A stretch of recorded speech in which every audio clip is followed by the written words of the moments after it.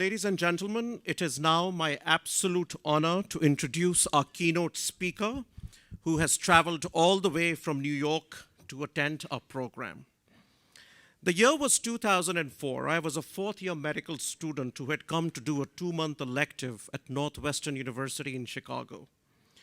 As someone coming from Pakistan, to do an unpaid elective, 2 months was a long time. After the first 3 or 4 weeks lavishly spending my father's money, I realized that I was on a tight budget. And there started my love-hate relationship with the dollar menu at McDonald's. During the start of the second month, I randomly came across one of my class fellows on Michigan Drive. We indulged in a conversation. She realized my ordeal and was so gracious to invite me for a brunch that Sunday at her aunt's place. So the next Sunday, I went to meet my friend at her aunt's home. I was greeted by a beautiful view of Lakeshore from that high-rise complex, a living room that was nothing less than a very well-stocked library. After a hearty brunch, what happened next was one of my most cherished memories that I have with me today. We talked about books, science, fiction, medicine, grief, life struggles, poetry, Ghalib, Iqbal. The eloquence of oratory and the grace of hospitality that I was treated to left an indelible mark on me. When I went back to Pakistan after my elective to complete my MBBS, my vision was to become a doctor in the United States, as I had seen in my host. Dr. Azra Raza is a world-renowned medical oncologist, leading authority in myelodysplastic syndrome, and the Chan Soon Shiang Professor of Medicine and Director of the MDS Center at Columbia University, New York. She is the recipient of 3 endowed chairs at 3 different universities. She has collected more than 60,000 blood and marrow samples on a pre-leukemia and leukemia patients, which is one of the largest registries collected by any physician in the world. She is the recipient of grants totaling over $50 million in just the last 10 years alone. She has worked with President Clinton designing breakthrough developments in science and technology. She has worked with the current President, Joe Biden, on the Cancer Moonshot Initiative. She is the author of a best-selling book, The First Cell and the Human Cost of Pursuing Cancer to the Last. She is also the author of a book interpreting 21 ghazals of Ghalib, Epistemologies of Elegance. She is an avid reader and the owner of more than 10,000 books in Urdu and English. Ladies and gentlemen, please welcome our keynote speaker, the eloquent and graceful Dr. Azra Raza.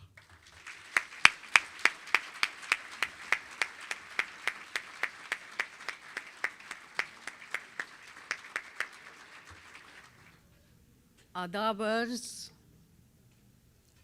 to the wonderful, glittering, dazzling, amazing collection of very glamorous and very special people. I am honored to be here and want to begin by thanking Dr. Tariq Alam and all the organizers of the meeting for giving me this opportunity.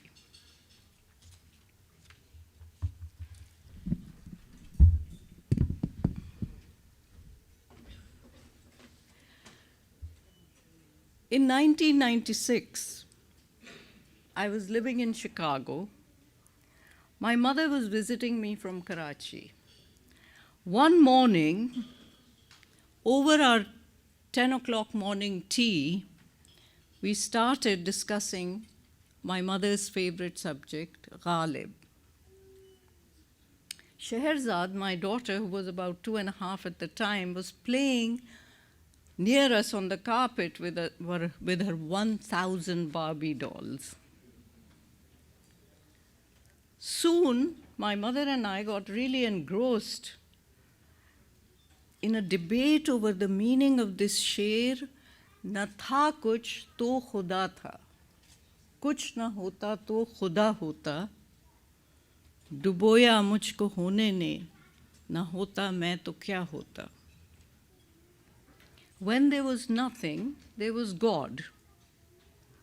If nothing were, then God would be. When I was nothing, then God was. If I were nothing, then God would be. I favored the Maulana Hali reading of this sher. If I did not exist, it would be worth seeing what I would be, because then maybe I would be part of God. Sort of the explanation for our existential angst. You can have everything you want in life. You can have the health, the wealth, you can have even all the love you want. And yet, there will be a yearning, a craving, the sense of something missing. It is because of the questions that plague us. Who are we? Why are we here? Who created us? Where are we going? जब कि तुझ बिन नहीं कोई मौजूद, फिर ये हंगामा ए खुदा क्या है? ये परी चेहरा लोग कैसे हैं? इश्वो गमज़ो अदा क्या है? सब्ज़ो गुल कहाँ से आए हैं? अब्र क्या चीज़ है? हवा क्या है?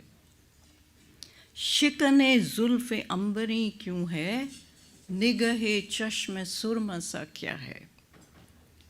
We have a longing, a yearning that cannot be satisfied simply by earthly delights.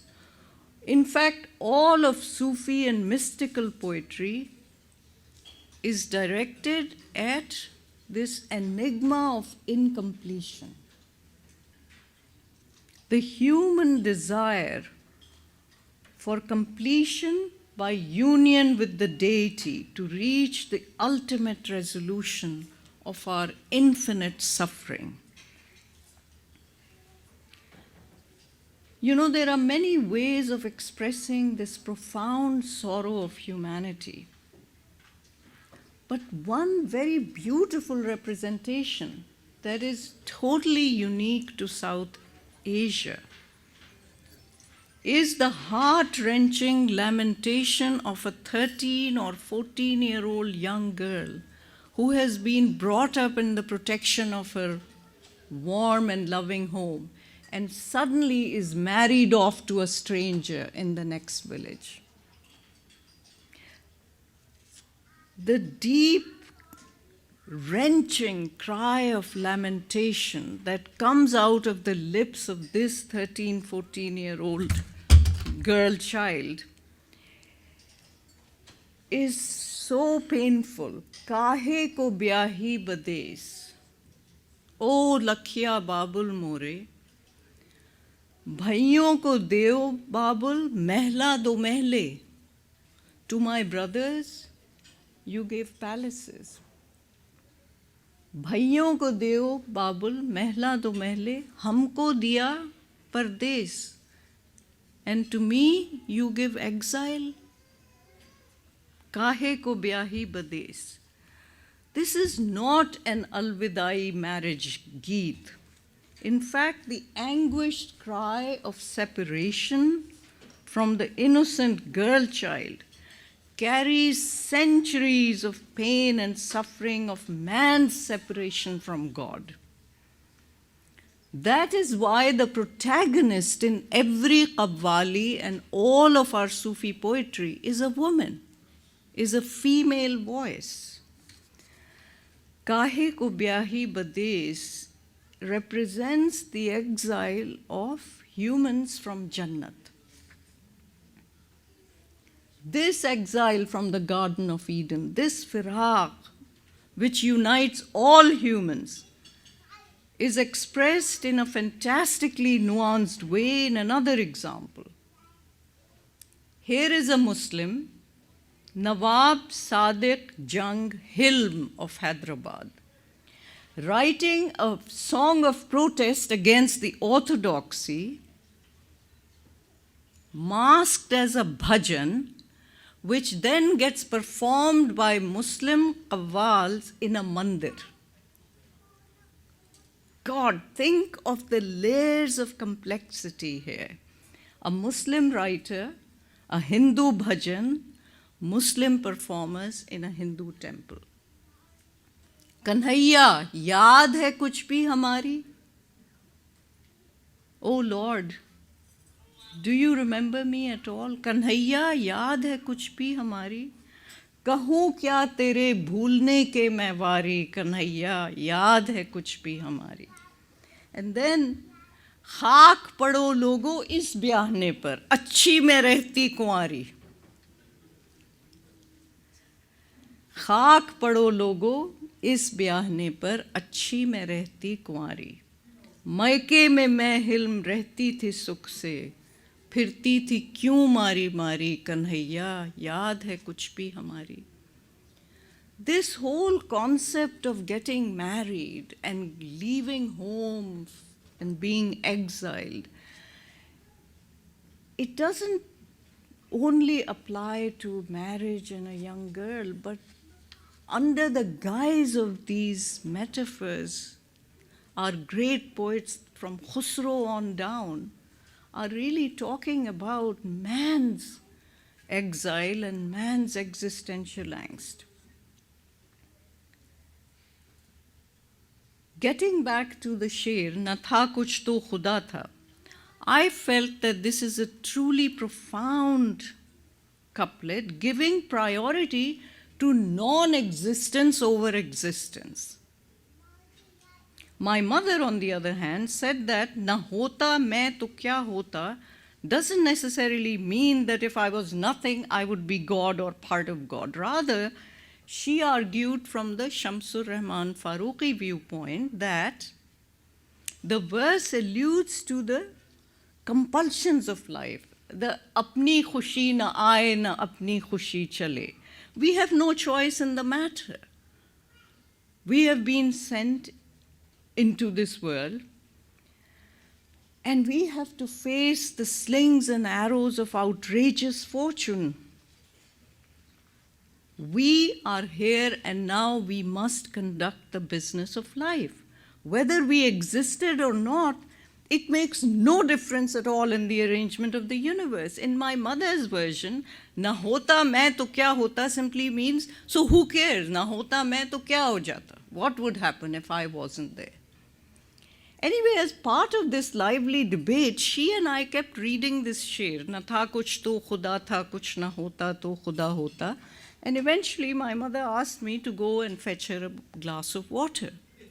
When I came back with the glass of water, 2.5-year-old Scheherazade jumped up and recited, na tha kuch to khuda tha, kuch na hota to khuda hota, duboya mujhko hone ne na hota main to kya hota. My mother turned to me and said, listen, her memory is better than yours. You better start teaching her now. So, the very next sher I taught her was, Asad हम वो जुनू जौला गदाए बेसरोपा हैं कि है sir पंजे मिशगान आहू पुश्त खार अपना. I didn't teach her this sher because of the profound meaning of this couplet, but rather because if I didn't correct her pronunciation at that age, then she would say ghora, not ghoda, when she grew up. Anyway, from then on, we made it a habit of spending 30 minutes memorizing Urdu poetry every morning. This child complained about everything under the sun, but never about doing Urdu poetry with me. In fact, on my mother's 80th birthday at the Marriott Hotel in Karachi, 6-year-old Scheherazade got up on the stage and said, I know 62 ghalibs. In fact, we continued the practice throughout her high school. And when she was an undergrad at Columbia University, I actually took 2 apartments in the same building so we could continue our exercise of poetry every morning. Besides, of course, we could also share our housekeeper. No matter how late Scheherazade stayed up, whether she was partying or studying, in the morning she would show up to do the poetry with me. Her consistency surprised even me, and when she was a little older, I asked her one day why she took so much interest in Urdu poetry sessions, and she gave such a sweet answer. Mom, she said, even though I was too young to understand the reason at the time, one thing I knew instinctively from that very first day.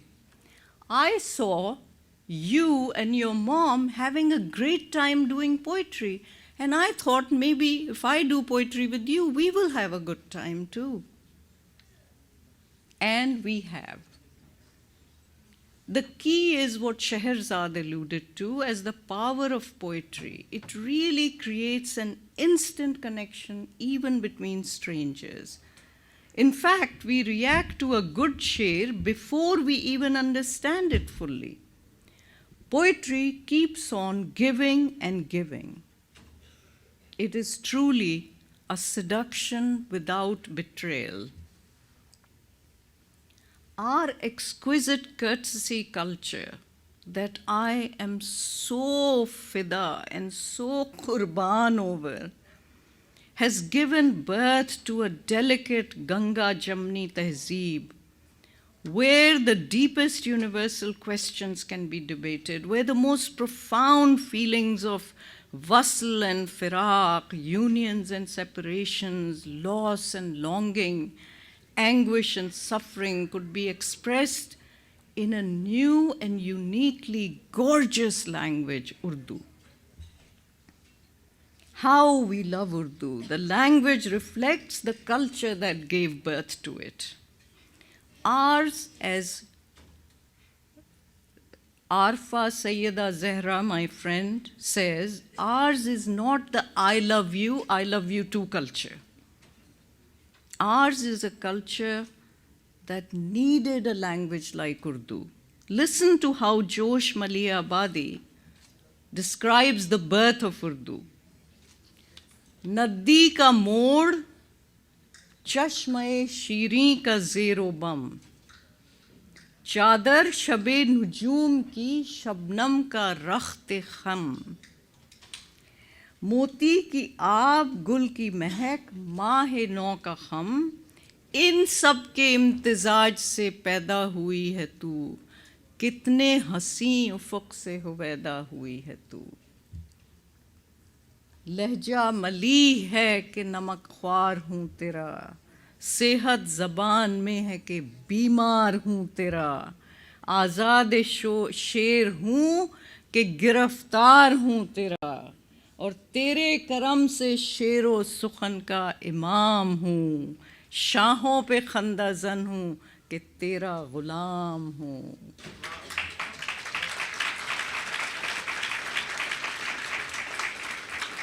I recently had a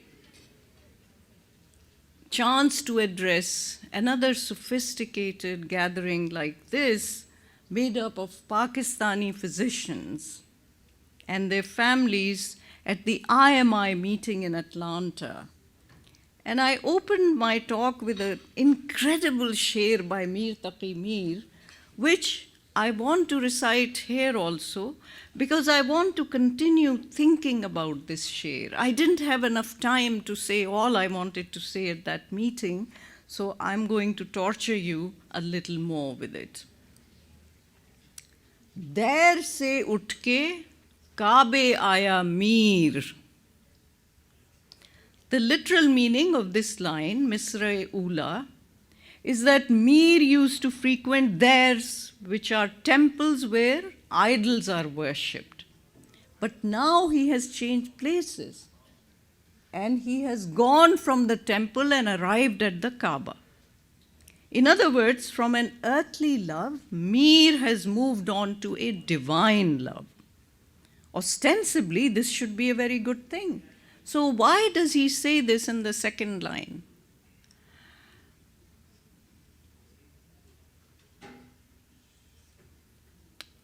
I get so distracted when people are carrying on. So anyway, so why does Mir say this in the second line? Der se utھ ke Kaabe aaya Mir, jisko chahe Khuda kharab kare.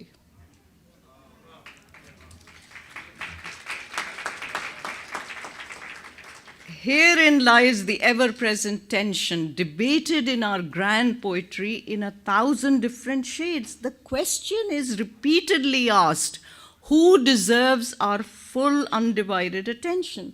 Who should we spend our life serving? Should we serve man or should we serve God? Well, you know where Mir stands in the debate. He is solidly behind the Butkhana. But not just Mir. Every great poet amongst our classic ustads have favored Ishq-e-Butan. In fact, our shairs have regularly laughed off the noble men who are supposed to stop us from doing wrong, who urge, exhort, and push us towards the path of piety. This list would include Zahid, Naseh, Sheikh, Mullah, Pandit, priest, all of them. The contention of the poets is unanimous. It is very easy to sit in a mosque and say Allah, Allah, and get a safe passage to heaven. But it is much harder to navigate one's way through the mad, mad, mad hangama of life. Here is Agha Hashar Kashmiri. And before I come to the sher that connects to this particular thought process, let me read you the couple of shers before. Sue main kada na jaate to kuch aur baat hoti, wo nigah se pilate to kuch aur baat hoti. Go hawaye gul se taane, mere dil ki laaj rakh li. Oh, can you imagine a better tarkeeb than dil ki laaj? Go hawaye gul sitane, mere dil ki laaj rakh li, wo naqab khud uthate, to kuch aur baat hoti. So beautiful, so beautiful. Ye baja kali ne khilkar kiya gul sitan muattar, magar aap muskurate, तो कुछ और बात होती. ये खुले खुले से गेसू इन्हें लाख तू समारे, अरे मेरे हाथ से समरते तो कुछ और बात होती. So beautiful. And now he comes to the sher that I wanted to read. Go haram के रास्ते से वो पहुंच गए खुदा तक. This is what I was trying to, easy to sit in a mosque and say Allah, Allah. Go haram ke raaste se, wo pahunch gaye khuda tak. Teri reh guzar se jaate to kuch aur baat hoti. Sue main kada na jaate to kuch aur baat. So walking the walk on this reh guzar is so much harder than sitting in isolation and praying all day. The beauty of our wise poets is that they don't believe in either or. They don't believe in a separation between deen or dunya. They insist that in fact the only way to reach God is to serve man. Ishq ki reh guzar is the only one worth pursuing, as Daag says. आशिकी से मिलेगा ए जाहिद, बंदगी से खुदा नहीं मिलता. So now I want to speak about this reh guzar of ishq, which must be negotiated with complete abandon. The ishq you choose can be a person at one time in life and a profession in another. In fact, the quest for both is very similar. For example, I tell my daughter Shehrazad that the choice of a career should be like the choice of a partner. Never marry someone you can live with. Never marry someone you can live with. Only marry someone you can't live without.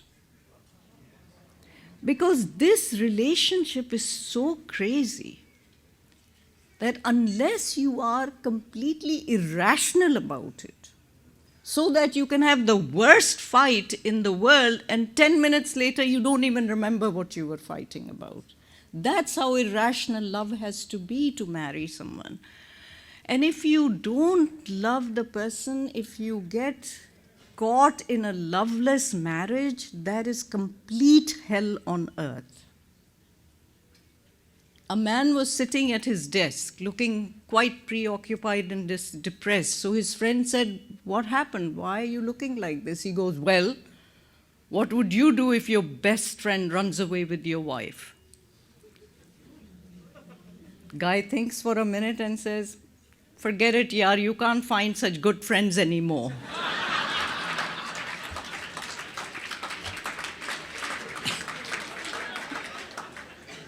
But then, taking pity on him, he said, "Chalo, chalo, forget this. Jao, thoda sharab piyo aur gham galat karo." So the man said, "Can't do that." He said, "Kyun? Kya sharab ke liye paise nahi hai?" वो कहता है, "नहीं, gham nahi hai."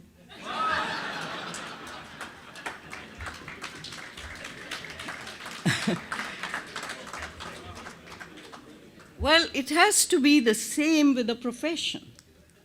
It must not just be a calculated, profitable choice that brings money and worldly comforts. It must not be just appealing to your aql. It must grab, seize, clutch, grip your heart and soul. You have only one life. Please don't waste it on doing superficial things. बकौल इकबाल, जाहिर की आंख से न तमाशा करे कोई, है देखना तो दीदे दिल वा करे कोई. It has to be a matter of love, even where your professional life is concerned. खुमार साहब said it beautifully. अक्लो दिल अपनी अपनी कहें जब खुमार, अक्ल की सुनिए दिल का कहा कीजिए. But once your sight is fixated on your object of desire, then even the blinking of the eyelid is annoying.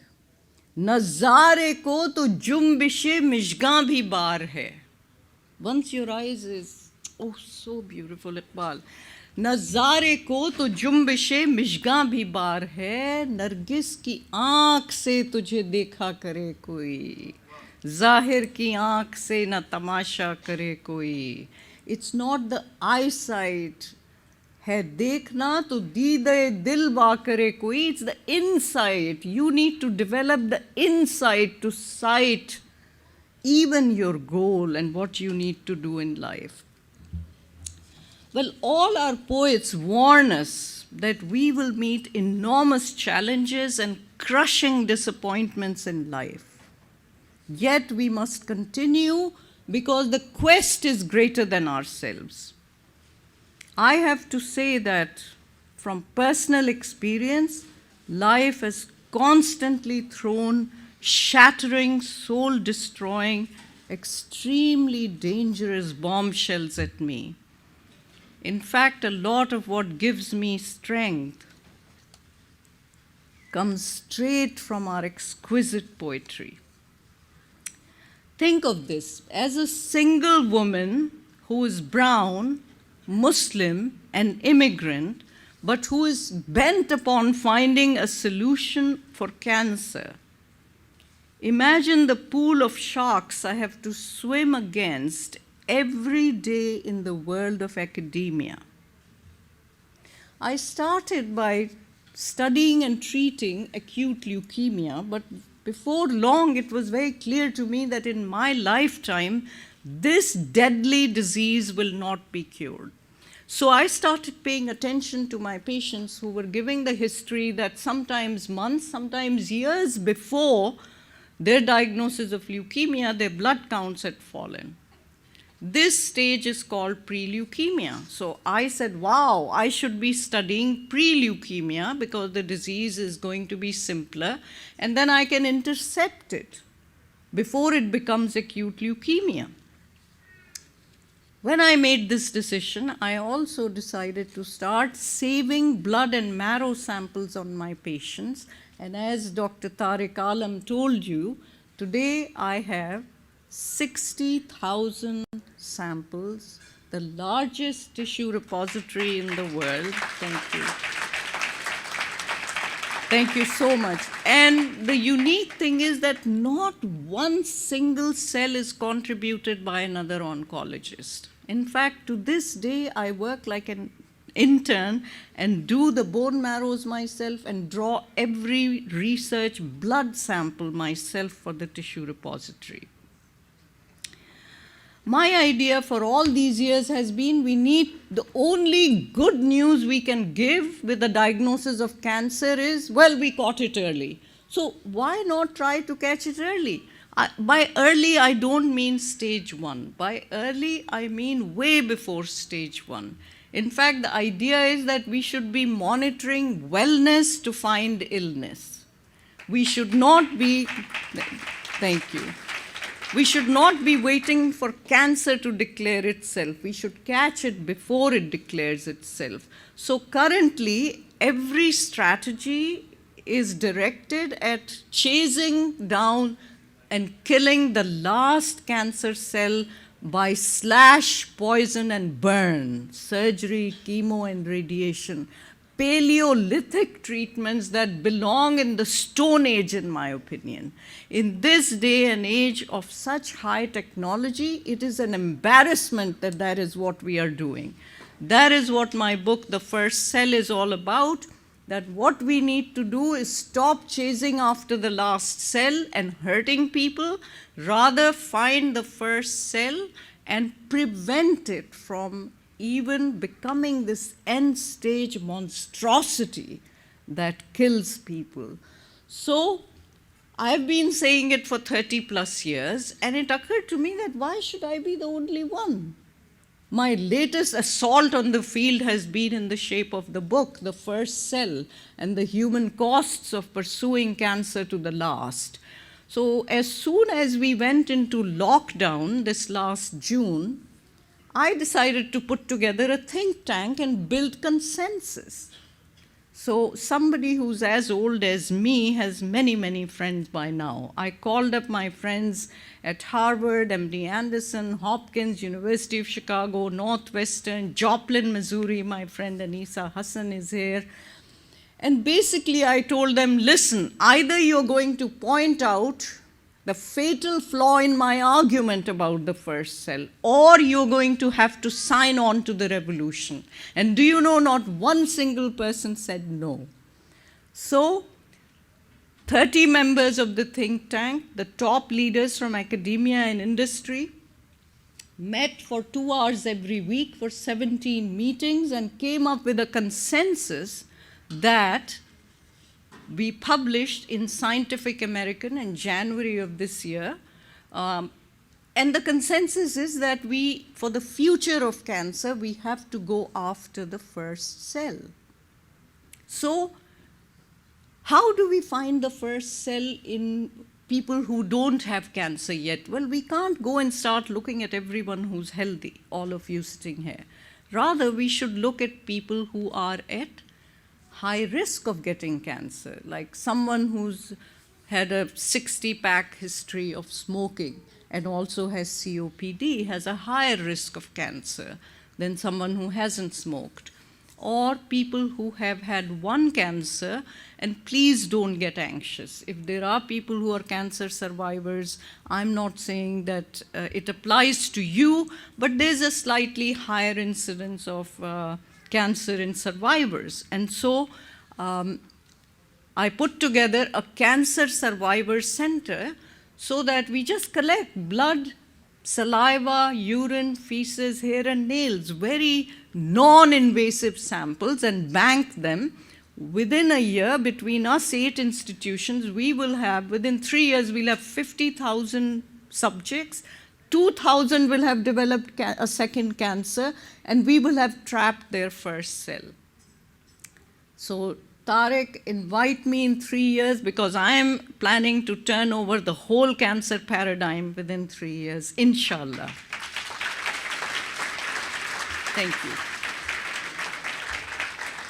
Will I succeed? Will all of us who are part of this think tank succeed? I think that's not a good question to ask, simply because success must continually be won and is never finally achieved. Every day puts at risk all that has been gained, and the greater is your gain, the greater is your risk of loss. One must never look at the end of the road, because one is always at the beginning of a new one. In fact, what the Zen masters tell us is that after all the kavish and work of climbing up on the mountain, the only Zen you find on top of the mountain is the Zen you brought with yourself.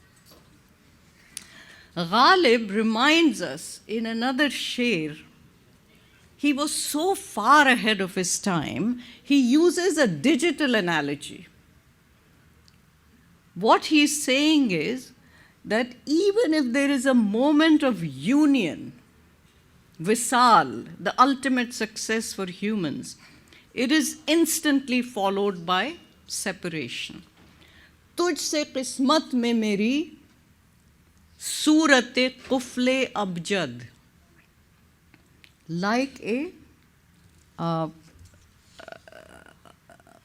digital lock. Tujh se qismat mein meri surate Kufle Abjad, tha likha baat ke bante hi juda ho jana. How beautiful, because you see, when you have a digital lock, as soon as those numbers synchronize and click in, the lock separates open. And Ghalib is writing this, imagine, in 1850s. Tujh se qismat mein meri surate kufle abjad, tha likha baat ke batte hi juda ho jana.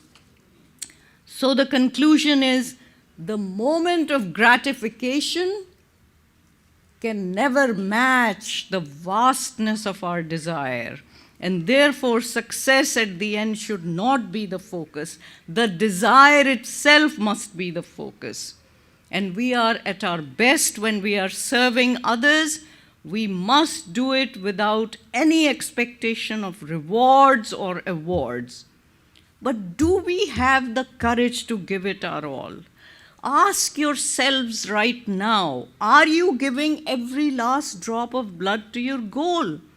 Or are you taking the easy way out? Der se ut ke Kaabe aaya mir, jisko chahe khuda kharab kare.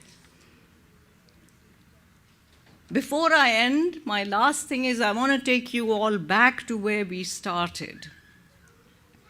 To my daughter Scheherazad's reaction to poetry as a baby.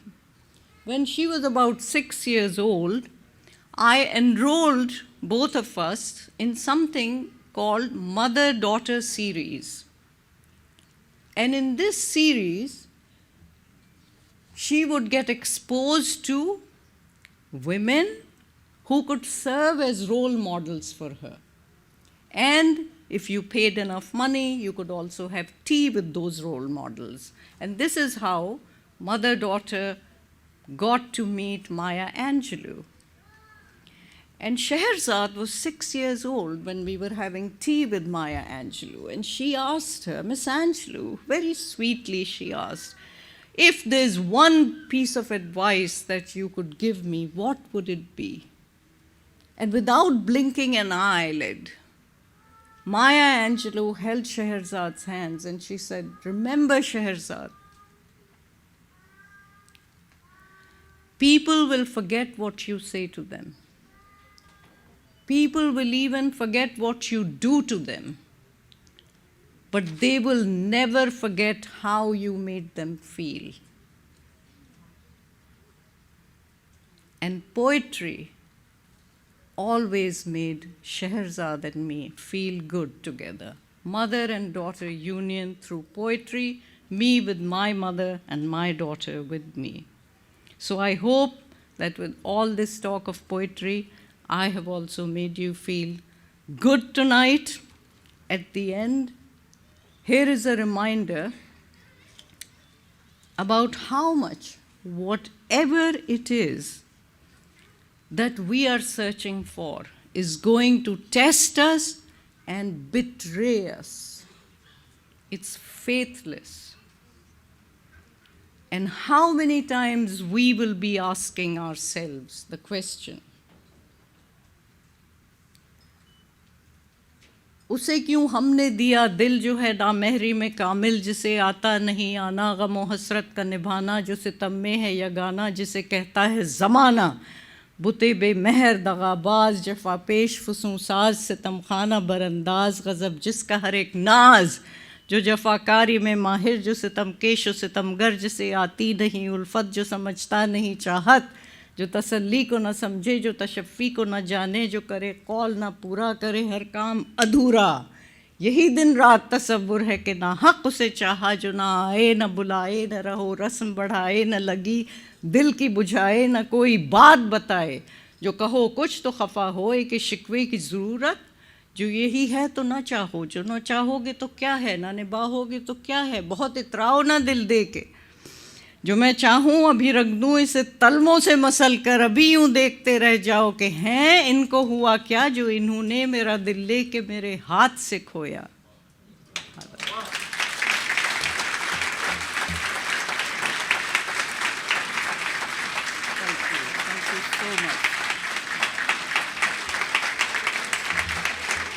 Thank you.